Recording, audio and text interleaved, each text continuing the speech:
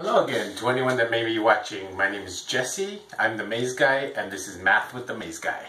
So what I've been doing is I've been trying to get you through some of the basic principles of math and kind of help you with some of the concepts, the thought process behind it. Not much fun to watch me. I hope.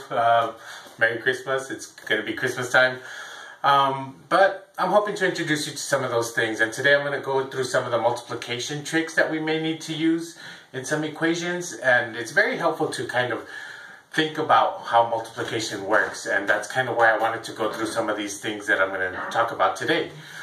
So the first thing I wanted to talk about was multiplication by the number 1. So anything you multiply by 1 is always going to equal to the same number that you just multiplied it with. So 3 times 1, 3. 5 times 1, 5. Remember, we can switch it around. Last program I talked about commutative. 1 times 10,703. 10,703. And if we want to look at it the way I talked about it last time as far as math goes, remember it's 3 groups. 1, 2, 3 of 1. Or you could look at it opposite. It's 1 group of 3 different objects. Depending on how you look at it, depending on how you're talking about it, this is not a formal proof. In mathematics, we do talk about formal proofs, and you have to go through rules and regulations. You have to write out lots of symbols. It gets a lot harder in those upper level math courses. That's kind of where I'm a little bit stuck sometimes, but I'm getting there. Anyway, you look at this, it comes out to 3. Same thing with this one, you have 5 different things. 1, 2, 3, 4, 5. 1 little dot in each. 1, 2, 3, 4, 5. That equals to 5. Or you can switch it around. 1 group with 5 objects, you're still going to have 5 different objects in there. I'm not going to write out 10,703 of them, but same concept goes there. So that's what it is with math. And it's really, really important to know this, because sometimes when you're using equations, you can recognize a 1 there and you can use it to multiply it. And we'll go over some of that later when I talk about equations or when I talk about fractions, because using fractions is one of the most common ways that we might pull out a 1 from some of those things. But anyway, multiplying by 1 and now multiplying by the number 0. So anything you multiply by 0 is going to equal to 0. So 3 times 0, 0. 5,708 times 0, 0. 0 times 1 million, 0. So same concept goes with this. If you want to look at that, I don't know if this is helpful or not. Again, this is not a formal proof. Don't ever look at those kinds of things as, oh, well, that's how you prove things. Nah. You have 3 groups, 1, 2, 3. You have nothing in this one, nothing, nothing. Well, how much is it? Well, it's still 0. Or you have no groups, but you have 3 of no groups in there, 3 of something. But anyway, it's 0. Think about it like that. Hopefully that makes a little bit of sense to you. Because, again, it's really, really helpful to know all of these things in math. Yeah. So, what I want to talk about next is going to be symbols. Symbols are really, really important in math. That's how we're talking. And multiplication is one of those things that's where a lot of the symbols come into play. You have to figure out what's being multiplied or what's being added to each other. Can you move things around? Can you, and there comes that really important thing called the order of operations. I'll be going over that in the next show, but it's really helpful. Multiplication is one of those things that really helps you recognize a lot of those things. So, as I mentioned before, we really don't like to use that X. No, we're going to stop using that. The next step after using the X is usually going to be a dot. So they're going to go 3 times 1 is equal to 3.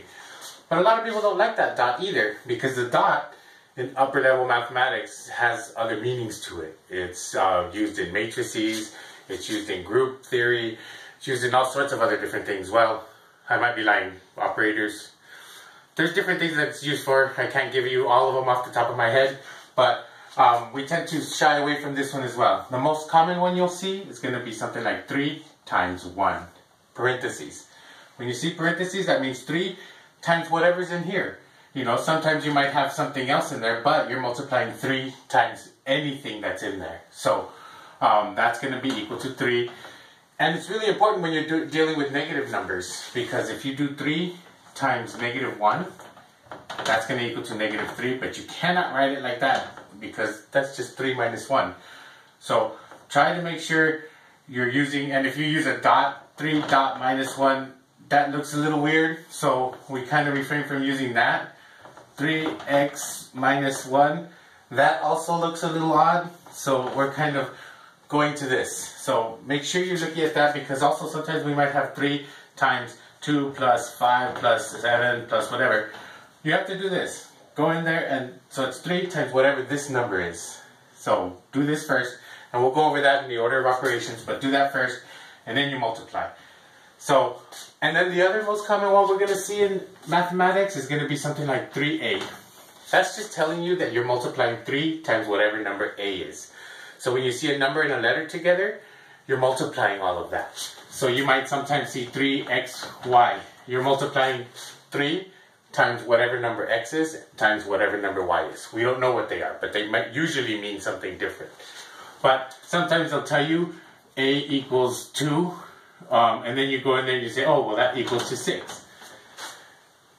Because you're multiplying. Again, listen to what they're telling you in the question. Write it out in ways that you're going to understand it. This is one little thing that I just got for a little bit of help somebody was asking me for. I just kind of thought, well, all you really need to do is make it look like something you can recognize, and then pick out the information that's in there. The ax squared plus bx plus c equals 0. That one is really helpful, but we won't go into that too much. I just kind of want to guide you to get to that point. So this is the ways that we use multiplication and how we use it in symbols. Now, this right here is going to lead me to the next point that I was going to talk about. If you have the same signs, you're going to have a positive number. So if you do 3 times 1, they're positive and a positive, you're going to get a positive, of course. If you have a negative 3 times a negative 3, you're going to get a positive 9. 3 times 3 is 9, but you have a negative and a negative, that equals a positive. So whenever you see the same signs, minus 10 times minus 10, you're going to get positive 100. Okay? So again, I did 10 times 10, 100. Minus and a minus equals a positive, same signs. So if you have different signs, what do you think you're going to get? A negative number. So if you have a positive 3 and a negative 1, you're going to get a negative 3. If you have a positive 10 and a negative 10, you're going to get a negative 100. Don't do what I just did, because then you confuse yourself here. If you need to rewrite it, rewrite it. This is where I get a lot of my mistakes. You accidentally do that, and this ends up disappearing at the end. Keep your signs there. Keep all of that together. Okay. So one last thing I wanted to go over was going to be exponents. Exponents are really interesting, and they are definitely a part of multiplication, because when you see something to a certain power, and we call it power exponents, you're multiplying things out. You're multiplying that number out all at the same time. Let me tell you what I mean. When I say a squared, that means a times a. Now we'll use a dot, or we can go a times a. However you want to do that. We don't know what a is. But we know, because of this 2, it says multiply it together twice. So if we say a to the 3 power, that's going to be a times a times a equals, we don't know yet. But what if I told you on the side it said a equals 2? So you come over here and you say, oh, well, that equals to 2 squared, which is equal to 2 times 2, which is equal to 4. So a squared is equal to 4 when a is equal to 2. If we had the same thing, let's go 2 cubed. 2 times 2 times 2. That is, we already know what this is because we found it over here. 4 times 2 is 8.